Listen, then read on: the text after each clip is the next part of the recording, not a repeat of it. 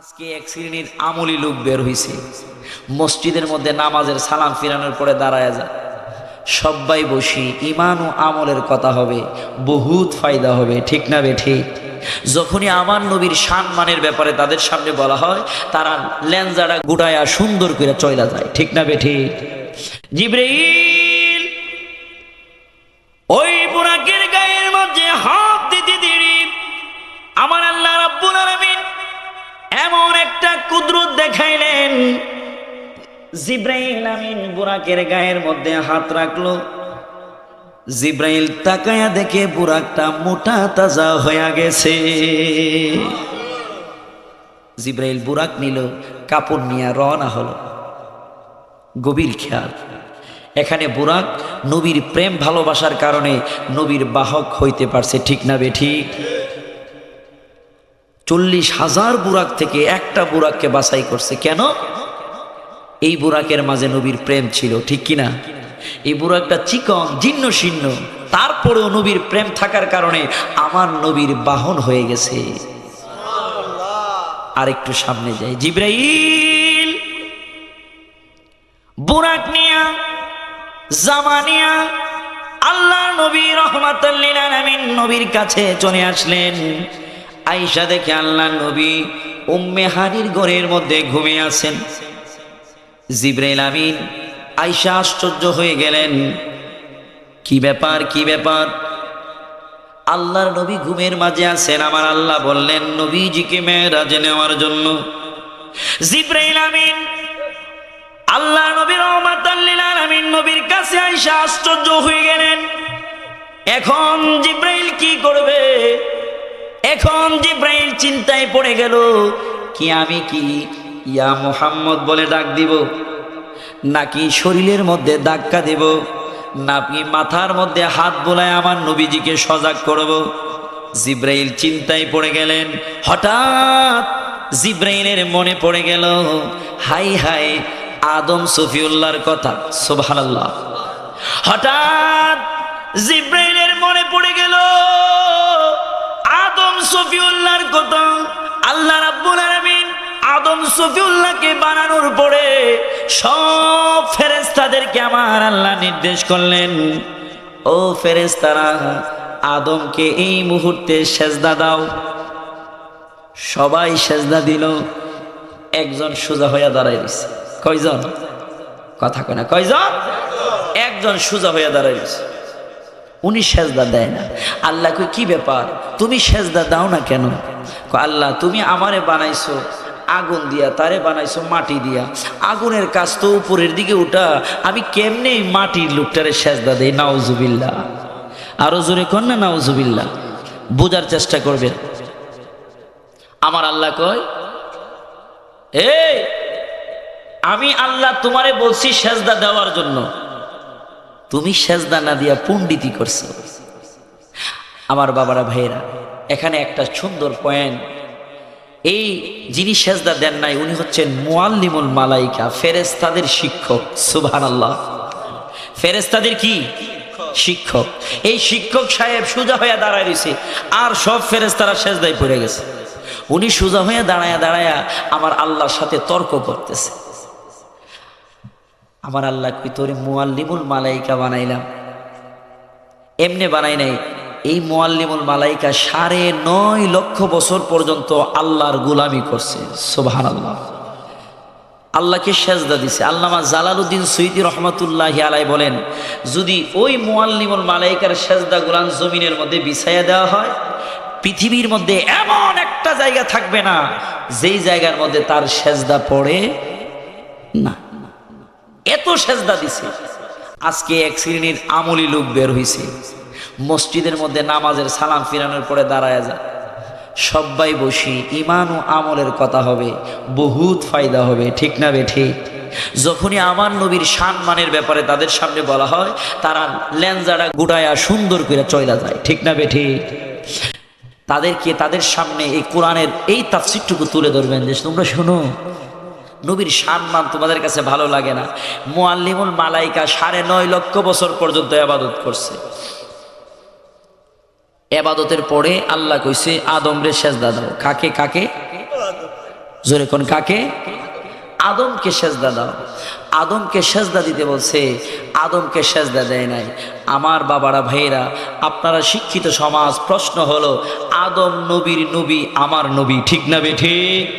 আল্লাহ যদি আমার আপনার নবীকে সৃষ্টি না করতেন তাহলে আদম নবীরও সৃষ্টি করত?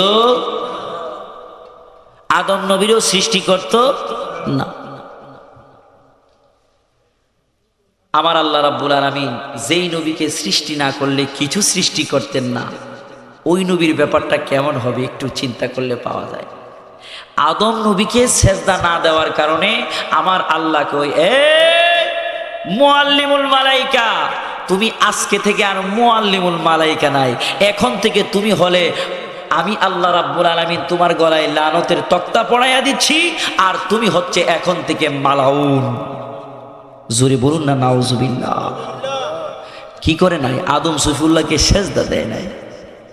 গভীর খেয়াল, আদম সফিউল্লাহকে সেজদা না দেওয়ার কারণে আমার আল্লাহ রাব্বুল আলামিন 9.5 লক্ষ বছরের ইবাদত চোখের পলকে আমার আল্লাহ বরবাদ করে দিলেন। আমার আল্লাহ কয়, আমার নবীকে ইজ্জত তুমি করো নাই, আমি আল্লাহর দরবারে তোমার ইবাদত কোনো কাজে আসবে না।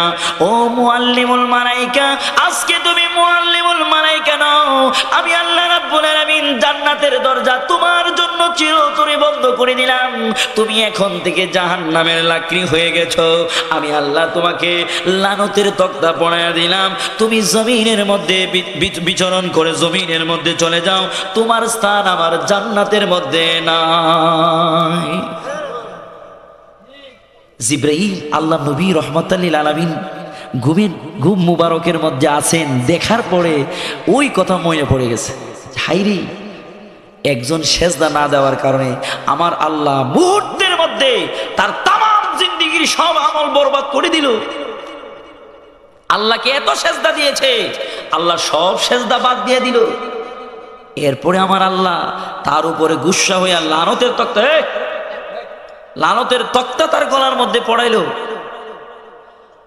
জিব্রাইলের ওই কথা মনে পড়ে গেল। জিব্রাইল এবার আমার নবীকে ডাক দিবেন, এটাও তার চিন্তা, কোন বিপদ তার উপরে পড়ে। আমার আল্লাহ রাব্বুল আলামিন জিব্রাইলের দিকে তাকায় আছে, আজকে জিব্রাইলের পরীক্ষা হবে।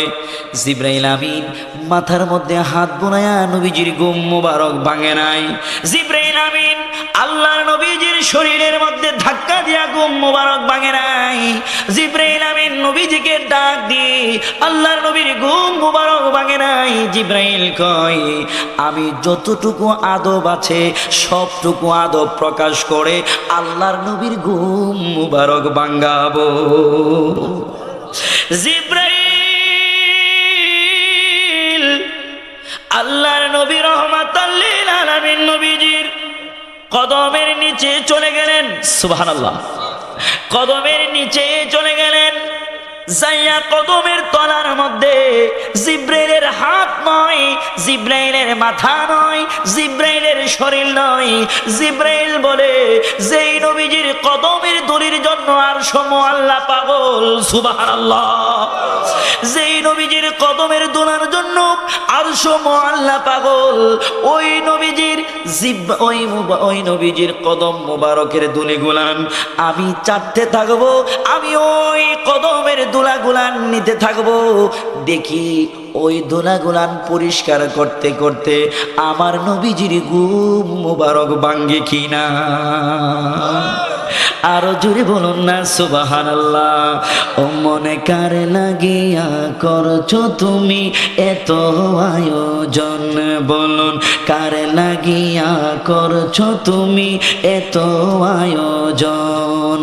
আইরে না জানে কার ডাকে সে যায়, না জানে কার ডাকে সে যায়, কে জানে কখন মন কার লাগিয়া করছো তুমি এত আয়োজন। ও মনে কার লাগিয়া করছো তুমি এত আয়োজন। এই পৃথিবীর যেই দিকে চাই সবই অন্ধকার, মায়ার নবী পেয়ে গেলে সবই চমৎকার।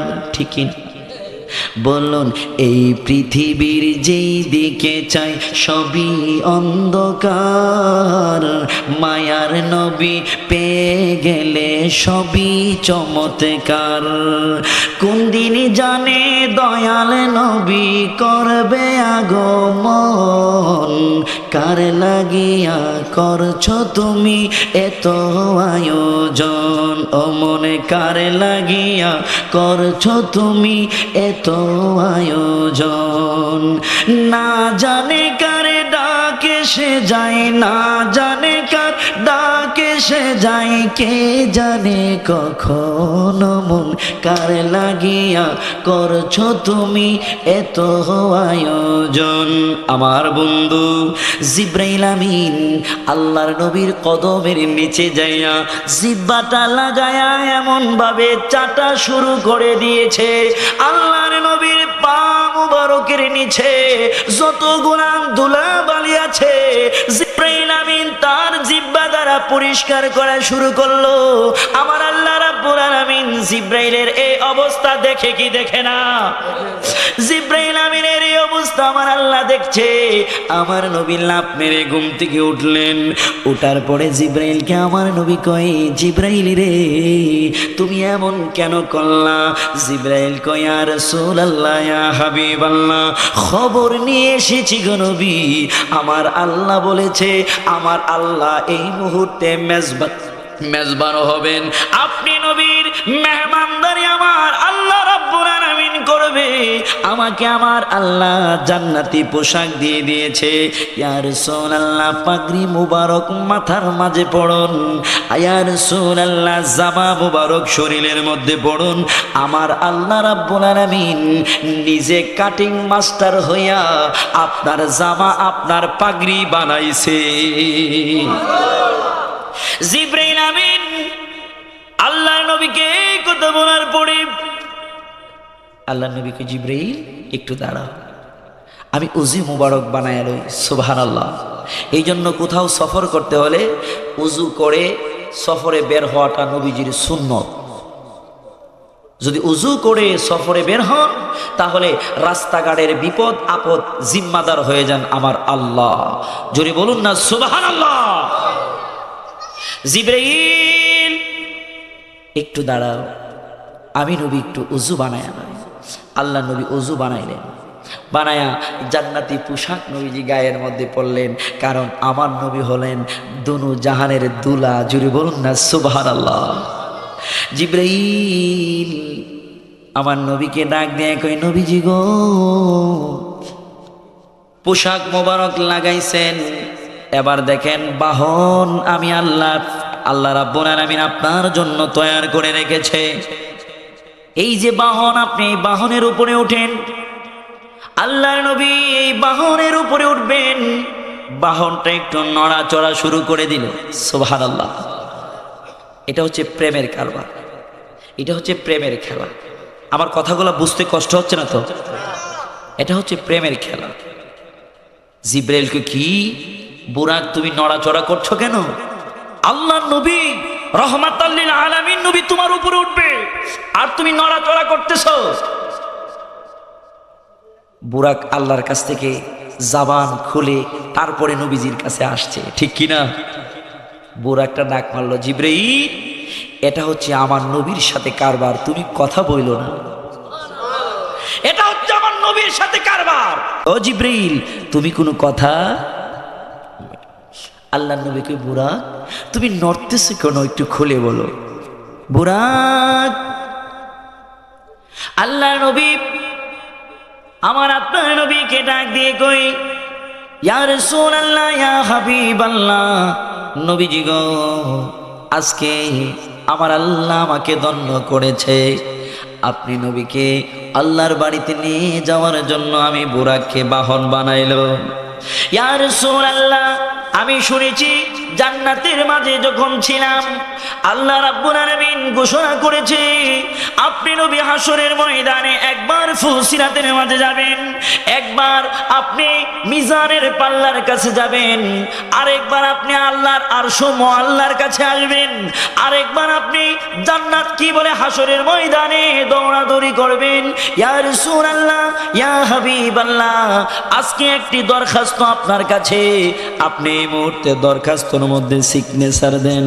হাসরের ময়দানে যেই দিন আপনি ঘুরবেন, আমি বুরাককে আপনি আমার উপরে, আমি বুরাকের উপরে আপনি চড়ে চড়ে একবার মিজানের মধ্যে যাবেন, আরেকবার ফুলসিরাতের কাছে যাবেন, আরেকবার আরশ মুআল্লায় আসবেন, আরেকবার হাসরের ময়দানে দৌড়াইবেন। এই মুহূর্তে আমি বুরাককে আপনি ওয়াদা দিয়ে দেন।